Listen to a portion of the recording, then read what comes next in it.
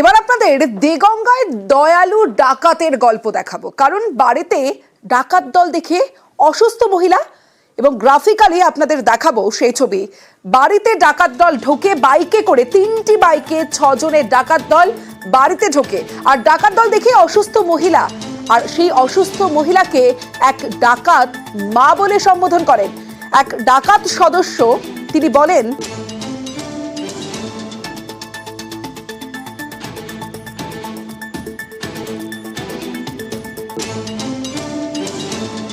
দেগঙ্গায় দয়ালু ডাকাত, বাড়িতে ডাকাত দল দেখে অসুস্থ মহিলা, চুপচাপ থাকো, বেশি বাড়াবাড়ি করলে ভালো হবে না।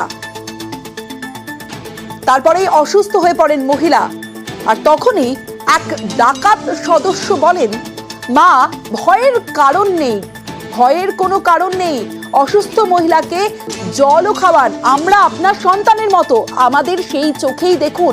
ডাকাত দল তিনি বলছেন, অসুস্থ মহিলা, যখন মহিলা অসুস্থ হয়ে পড়েন ডাকাত দলকে দেখে, আর সে সময় মা বলে সম্বোধন মহিলাকে।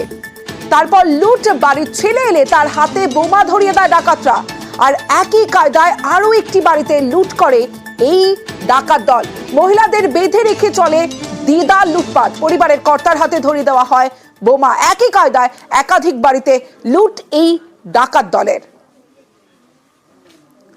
মা ডেকে ডাকাতি, দেগঙ্গার কলাপোলে অভিনব কায়দায় লুট, ভয় দেখাতে হাতে ধরানো হয় বোমা। এক মহিলা অসুস্থ হলে জল খাওয়ায় দুষ্কৃতীরা এবং তাকে মা বলেও সম্বোধন করেন। একইভাবে আরো একটি বাড়িতেও এইভাবেই লুটপাট চলায়, বাড়ির মহিলাদের বেঁধে রেখে ডাকাত দল তারা বোম হাতে ধরিয়ে লুটপাট করে পালায়। প্রথমে যখন আমি বাড়ি ঢুকি, গেটটা খুলে যখন ঢুকি, তো তখন দেখি মা চোখ ছলছল করছে, সুতরাং আমি বুঝে গেছি মাস্ক পরা। আমাকে চুপচাপ বললো আন্দার আগে, আমি গেলাম, হাতে বোম দিল, হাতে বোম দিয়ে বসে আমার সাথে টুকটাক কথা বললো, ঠিক আছে, হিন্দিতে কথা বললো, হিন্দি বাংলা দুটোই। তো সুতরাং মা বলে সম্বোধনও করেছে, মহিলাদের খারাপ কিছু ব্যবহার করেনি, প্রাণ হুমকি দিয়েছে, সব থেকে বড় কথা প্রাণে মারার। হ্যাঁ, যদি পুলিশকে জানানো হয় সে সূত্রে মানে বাড়িতে যে কোনো সময় বোম মেরে দিতে পারে, এই ধরনের হুমকি দিয়েছে। হ্যাঁ, হুমকি দিয়েছে। প্রথমে আমাকে বলেছে খুলে তুমি বের করে দাও, তা আমি বের করে দিতে গিয়ে আমার শ্বাসের টান উঠে যায়, তখন আমাকে জল দেয়, আমি জল খাই। আর জল দেয় কারা? ওই লোকটাই দিয়েছে যারা ডাকাতি করতে এসেছিল। তা বলছে, আমি বলছি আপনি খুঁজে নিন, আমার শরীরটা খারাপ লাগছে। আমাকে বলছে তাহলে এখানে বসেন।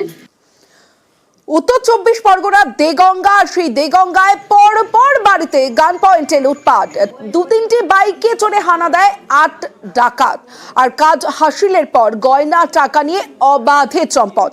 পরিচয় গোপনে মুখ ঢেকে হানা দুষ্কৃতীদের, ডাকাত দলের খোঁজে সিসি ক্যামেরায় নজর পুলিশের। 7-8 জন এসছে, এসে এবার আমাকে ধরেছে, ধরার পরে পিস্তল দেখিয়েছে। এবার আমি হাত ছিনিয়ে ঘরে গেছি, গিয়ে আমার বড় যাকে দিদি বলে বিশাল জোরে ডাক দিয়েছি, আমার বড় যা নেমে আসে, বড় যা নেমে এসছে, এবার দুজনকে ধরে পিস্তল দাঁড়াটা দেখিয়েছে, দেখিয়ে আমাদের এই ঘরে খাটে বসিয়ে দিয়েছে।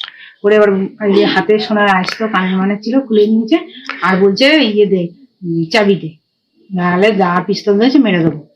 এবার সঙ্গে সঙ্গে চাবি দিয়ে দিয়েছি, আলমারি খুলে দিয়েছি, সব বের করে নিয়ে গেল, উপরে গেল, নিচে করলো, মুখে বাঁধা, চোখ দুটো বের করা, আর সব জ্যাকেট ট্যাকেট গায়ে দেয়া, মাথায় হেলমেট কিছু না চিনতে পেরেছি। ইয়ে ওই যে হনুমান টুপি পরে না, চিনতে পারিনি। আমি কাজের থেকে ঘরে আসি, এসে বাইক রেখে আমি ঘরে ঢুকেছি।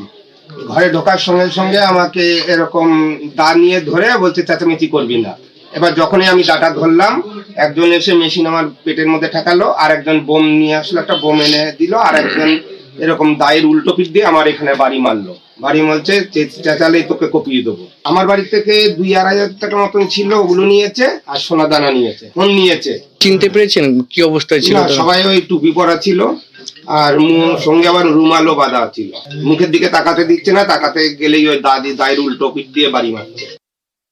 আমরা প্রত্যেকটা এন্ট্রি এক্সিটটাকে কভার করে নাকা লাগিয়েছিলাম, এবং সব ধাবা, হোটেলগুলো, যতগুলো জায়গাগুলো আছে, we have checked all those. এই যে হয়েছে, আমরা এটাও পেয়েছি কি এরা আগে একবারও করেছে, নেবারিং ডিস্ট্রিক্টে ঘটনা হয়েছে, সেম মোডাস অপারেন্ডি এখানে দেগঙ্গায়ও ঘটেছে। তো এবার আমরা দুইজনেরই টিমটা মিলিয়ে এটাকে কাজ করছে, আশা করছি আমরা পেয়ে যাবো।